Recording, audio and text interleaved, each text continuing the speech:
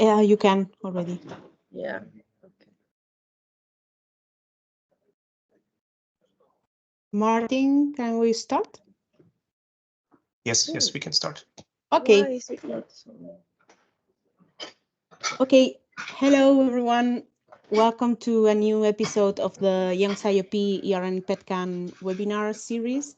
I am Teresa Rojas, the scientific coordinator of Accelerate and also part of the steering committee of SciOP Education.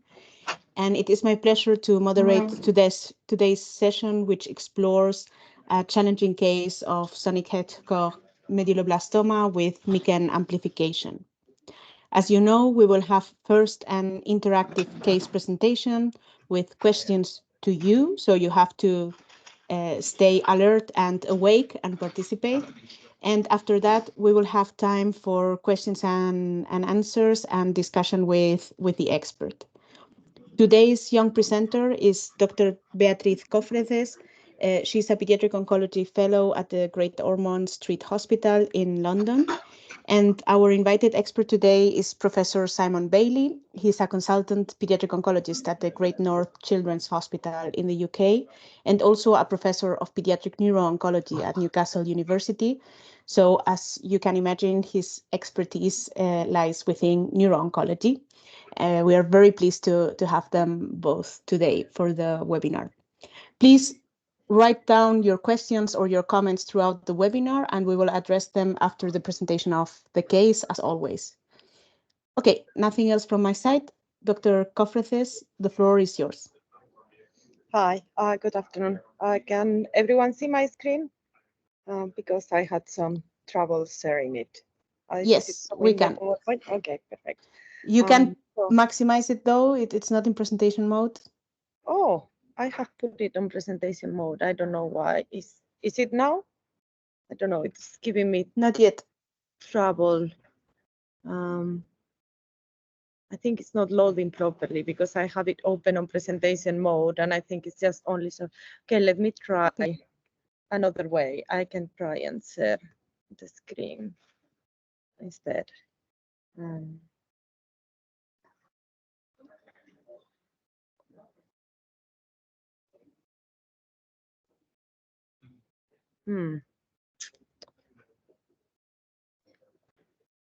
If it doesn't work, Beatriz, I can also share. Yeah. If it's okay. I think it doesn't work because I'm on a full screen mode, and I think it's not showing. It's just showing the PowerPoint. Okay, then I will share. Window, right? I will share for you. Okay, thank you so much. Sorry about that. Okay. Good afternoon, everyone. This is the challenging case about an infant with HHH sonic hedgehog medulloblastoma with MYCN amplification. And as for the declaration, neither of us has anything to disclose, any conflict of interest to disclose. And to begin with the case, this was a 20-month-old female that presented with vomiting, lethargy, and instability, and was found to be bradycardic and hypertensive. So some imaging was done, and she was found to have a posterior fossa mass with hydrocephalus and a dysplastic cerebellum. In the next slide, we can see several images from the diagnostic MRI. We have the T2 image, the diffusion weight image that has restricted diffusion, which means there is a high cellularity in there, and the fluid attenuated inversion recovery. I couldn't find any contrast imaging, but let me tell you that it showed heterogeneous enhancement. And now we are going to begin with the first question. If you are in the app, you should get a pop-up with the options. If not, you should see it in the chat. And with this information that I have been just given you, my question would be, what would be the main diagnostic suspicion? A typical teratoid rhabdoid tumor, pilocytic astrocytoma, medulloblastoma, ependymoma, or an embryonal tumor with multilayered rosettes. So now you have some time to answer.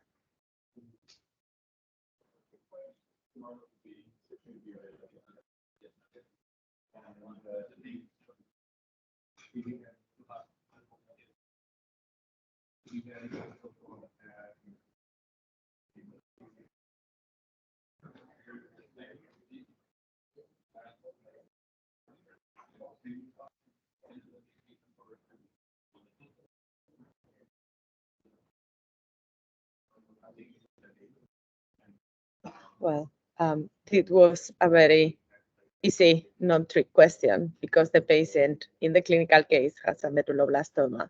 But to talk a little bit about the differential diagnostic, with all of you got right. The embryonal tumor with multi-layer rosettes tends to be supratentorial, and they don't usually enhance with contrast. The typical image for the number 2, the paleocytic astrocytoma, is a large cystic lesion that has a typical brightly enhancing nodule in the wall of the cyst. And then the 3 remaining options, they all have heterogeneous contrast enhancement, but when looking at the DWI, you can rule out the ATMR because usually, sorry, the ependymoma, because it usually has low or intermediate DYI, while the other 2 had a high one. And regarding the ATRT, is way less frequent than the medulloblastoma. Continuing with the case, we have the staging nest that, and you can see the spine MRI at diagnosis that showed no evidence of metastatic disease, and there was no other lesions, supratentorial lesion in the MRI brain, and the CSF that was done on day 15 after surgery was clear, so there were no metastases. The patient underwent a complete surgical resection, as you can see in the post-surgical MRI image, and the pathology came back as desmoplastic nodular medulloblastoma that was sonic hedgehog activated with TP53 wild type, and C was found to be dysplastic, to have a dysplastic cerebellum without tumor involvement. So my next question for you would be, what would be the risk stratification for this patient with the information that we have so far?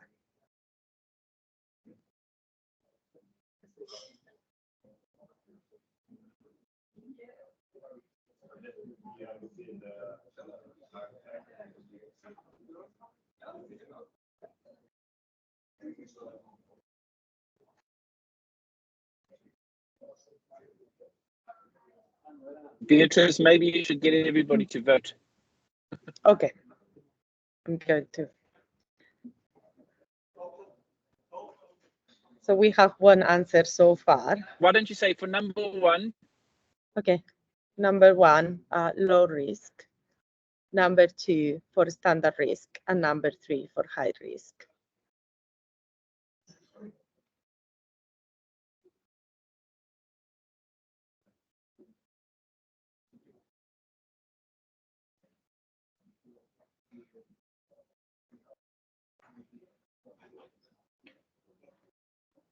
Okay, we only have one question so far.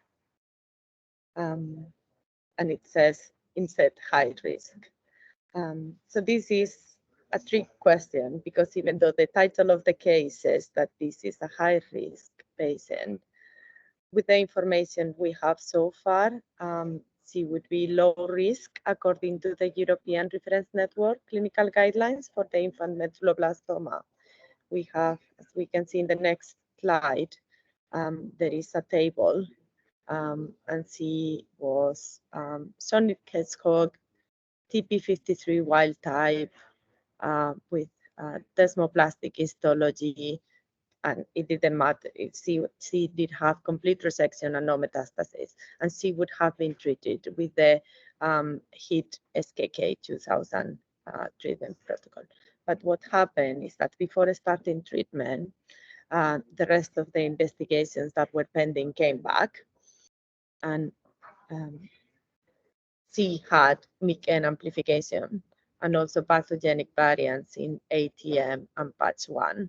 And we also did whole genome sequencing to look for cancer predisposition, and there were no germline changes. I'm reading in the chat that the polls are not working for some people. So if that is the case, you can always type the number of your answer in the chat if the poll is not working. I think Teams is not behaving today for everyone, for anyone. So with the MYCN amplification, this changes the stratification. With the same table, C would be high risk, and she would receive treatment as per the Head Start 2 regime.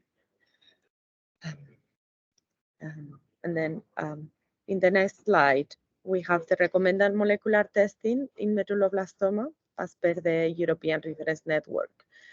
You should have MYC and MYCN amplification, chromosome 6 monosomy, the TP53 status, cTNNB1, SMO, PATCH1, SUFU, BRCA2, PALB2. But this is an ideal world in which you have methylation profiles, panel sequencing, or whole generation sequencing available, and this is not available everywhere, and that is the reason what's in the next slide. We have a summary of the essential molecular testing in medulloblastoma. These are the 3 things that you need to know that will change the stratification risk, and then that means they will change the treatment that the patient is going to receive, and that's the molecular subgroup, the MYC-MYCN amplification, and the TP53 status, and they could be done via FISH testing. Talking a little bit about the medulloblastoma subgroups, there are 4 distinct subgroups: wingless, sonic hedgehog, group 3, and group 4. And they have different demographics, different clinical and pathological features, different genetic profile, and they have different prognosis from one another.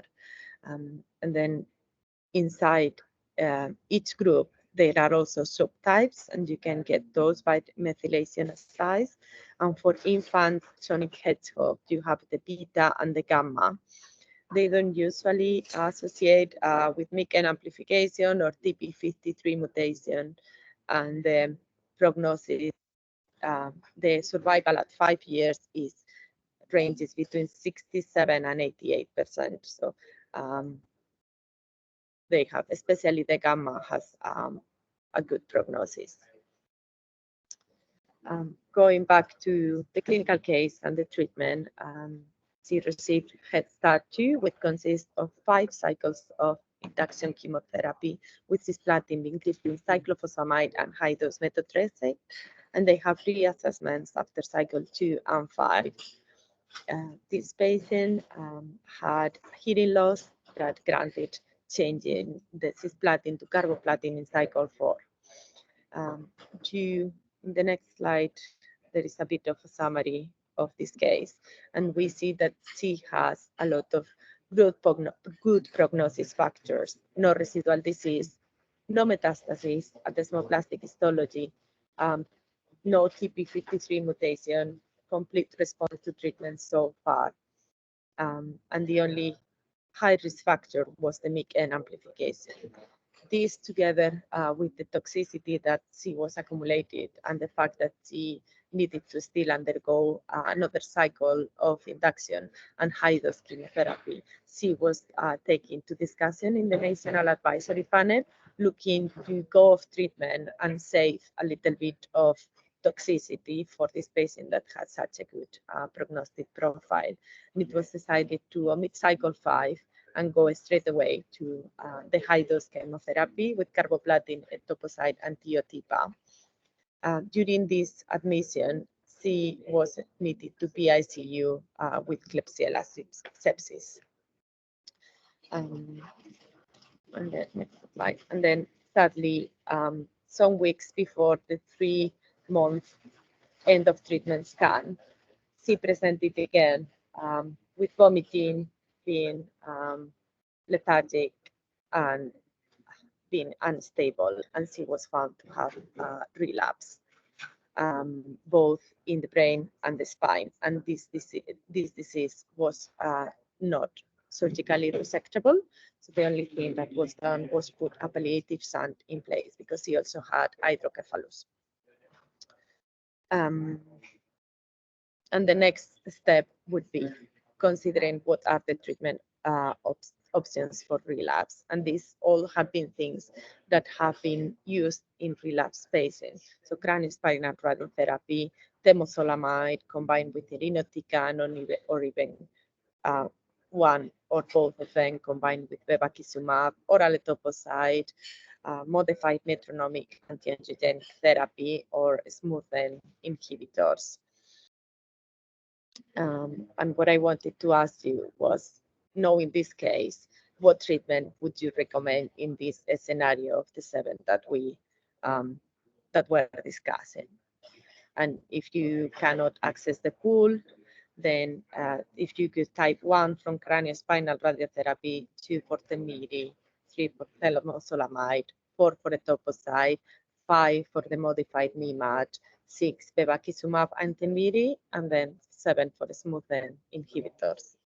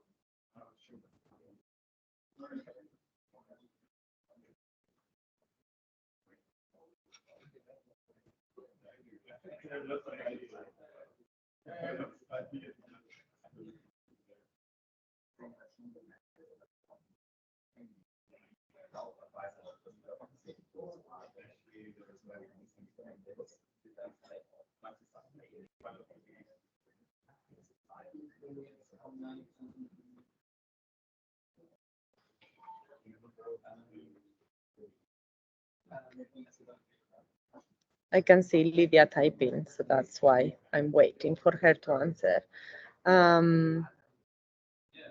Okay, so there is a bit of division in the answer. Someone has answered temozolomide, someone has answered bevacizumab and temiri, and then some people think she should have craniospinal radiotherapy followed by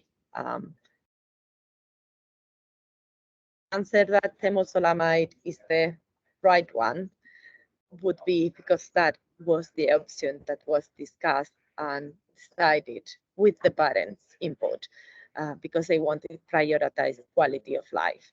So of course, the only thing that would be curative for her would be craniospinal radiotherapy that she had not had yet, but that she was at relapse. Remember, she was 21 months old at diagnosis. She was 2 years and 7 months and relapse. So that meant that even in the event that she survived, she would have not been like it would have been really unlikely for her to be able to live an independent life. So that's the reason that it was decided with the parents not to go through that route and prioritize quality of life. This meant that she had rapid disease progression and she passed away within 26 days of relapse. So despite there being limited data available for MYCN amplification without TP53 mutation in the sonic headscope infant medulloblastoma, the aggressive behavior shows that the rationale for treatment escalation in these patients is right, and they should be treated as high risks.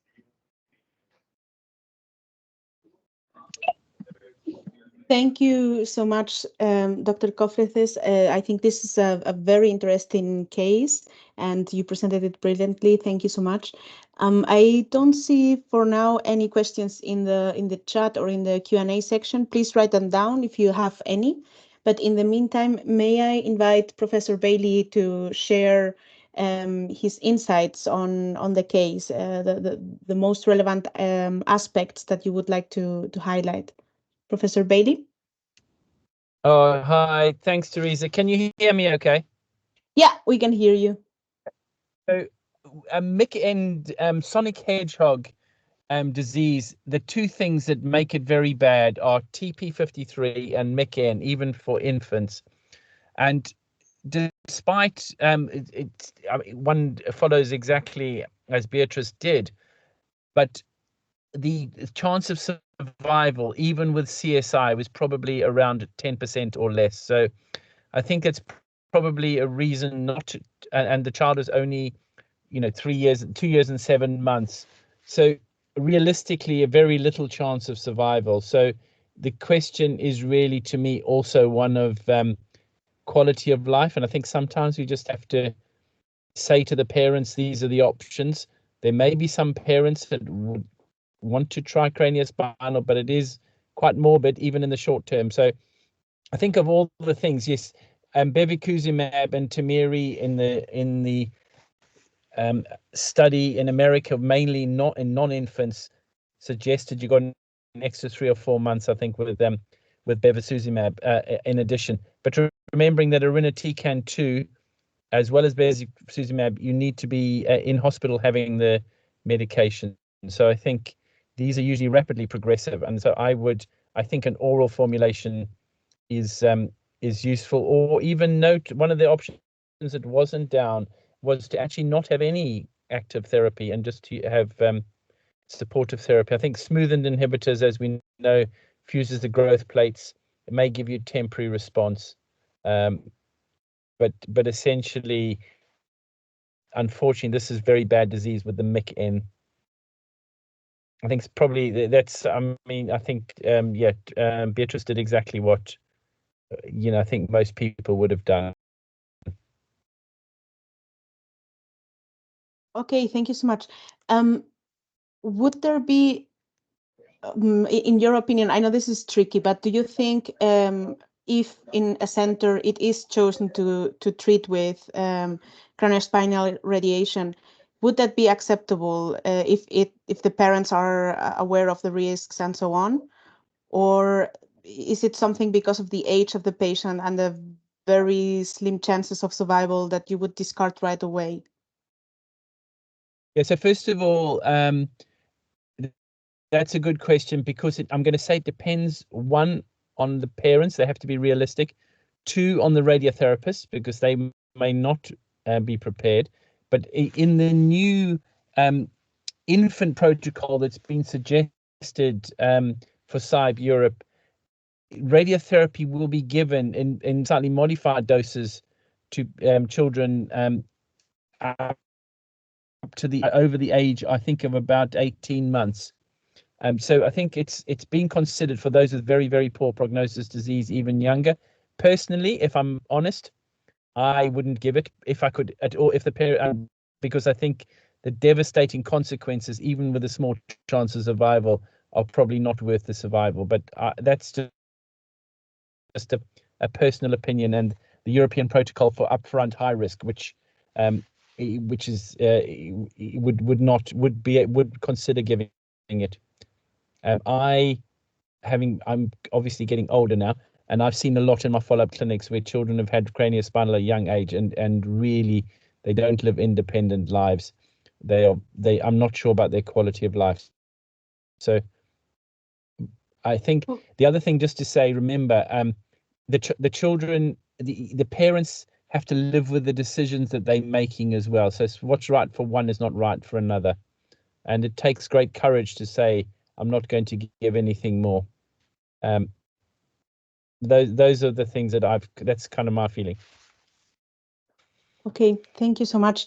I also wanted to ask about the role of the National Advisory Panel, Dr. Cófreces, that was involved. In your experience in this case or in others, how much of a support or of a role did it play? And the same question to Professor Bailey, how important are these national panels for this kind of cases? In my Teresa, experience, but please just call me Simon. Nobody calls me Professor. Okay, Simon then. In my experience, we had at GOS, there was 2 MDTs weekly, one from nervous CNS and one for other solid tumors. And all the cases were discussed there. And then if there was any doubt about how to proceed, or if they were looking to go to big breach of the treatment protocol, then they would take the patients up to the National Advisory Panel. So it was like a step further to help guide the decision, because she was suffering a lot of toxicity, and obviously, and she despised being admitted in hospital and being sick, and she was constantly in with febrile neutropenia. So that's why they were looking to save a little bit on the toxicity side of things. And that's why they went to the national panel. And I think my experience is limited. I think this was one of the only cases that I was involved with that they took up there, but I think they were a lot very supportive. Mm-hmm. Thank you. Simon? Yeah, so I think national panels have a role to play, but I think we have got to remember that national panels do not know the patients or the families. Okay, and I think it's important that the local clinician who's seeing them makes a final decision. So sometimes it's helpful to support clinicians, to give them a sense check and to say to the parents, we have asked nationally and internationally often, and this is the suggestions, but I think we do have to remember that they're only advisory.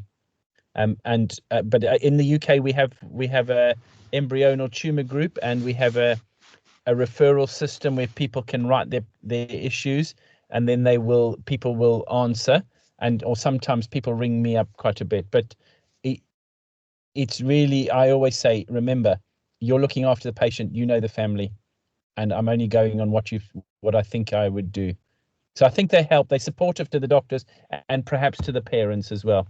But the advice I don't think from the advisory panel should be didactic and saying, this is what you must do. These are our suggestions to think about. Yeah, I think that makes perfect sense. And indeed, there is no clinician that knows the case better than the one that is in front of the patient and the family, indeed. Okay, I would ask if you have any final comments, any of you, Simon or Beatriz. I'm seeing someone is writing on the chat, so maybe we can take a question. But if in the meantime, if you have any final remarks. Well, I had the last slide that was the take-home messages. Okay, then. I will share the small bit, but put it bigger so everyone can. No problem. Oh no, Martin is sharing them. Okay, so remember that there are only 3 critical molecular tests needed for stratification, and those would be the molecular subgroup, the MYCN amplification, and the TP53 mutation. That it is very important to tailor the guideline to the individual patient, and as Simon has said, the advisory panels are available to discuss and advise on complex patients, but the final decision is up to the clinician that is looking after them, and that we have to be aware of the cost of the curative treatment, and that sometimes curing at any cost is not always a good outcome, and we always have to take into account the parents and the family decision. Okay, I think these are very clear take-home messages. Simon, go ahead. Yeah. Yeah, sorry, I was just going to say, I know this sounds old-fashioned, but sometimes when you're having a real struggle in your head, it is worth phoning somebody, an expert or something, who will almost be always happy to talk to you, to talk through just to bounce off ideas and things. So don't discount the old-fashioned methods of actually talking to somebody, because I think sometimes it's really helpful and supportive, and and helps you achieve things, whereas email is just a one thing back and forth. Yeah, so anyway, that's a final comment. Please don't be embarrassed to ask. We've all done it. We all still do it. I think that's excellent advice. Thank you so much. Okay, I think we are sharp on time, so we can end it here. This was an excellent case. I think we have all learned enormously. So I want to thank our invited expert, Professor Simon Bailey, and the young presenter, Dr. Beatriz Cófreces. I want also to thank Martin Schalling for the organization of the webinar, as always. And yeah, wishing you all a very nice evening and seeing you again soon. Bye-bye. Thank you. Bye, everybody. Bye.